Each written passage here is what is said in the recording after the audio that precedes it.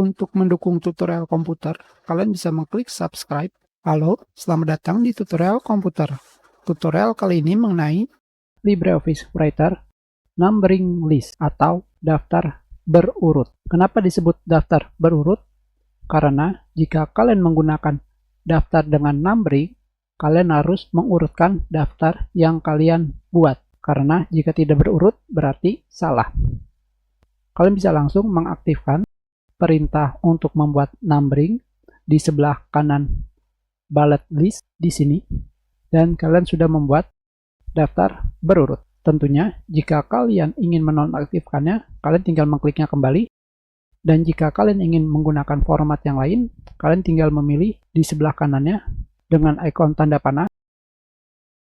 Format yang di sini adalah penomoran Romawi, huruf. Dari sini kalian bisa memilih yang kalian inginkan.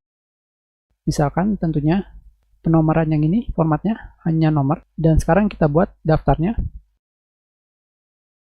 Tentunya dalam pembuatan daftar berurut harus berurut, dan kegiatan harian harus berurut. Pertama, kegiatan harian kalian. Ini adalah daftar kegiatan harian. Tentunya jika kalian membuat daftar kegiatan tidak berurut, itu artinya kalian telah membuat daftar kegiatan yang salah.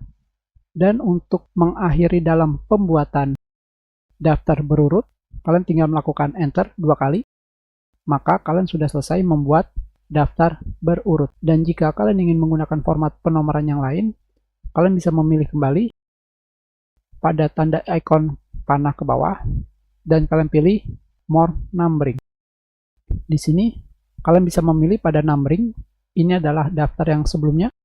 Untuk mengganti format penomoran, kalian harus pergi ke Customize di sini.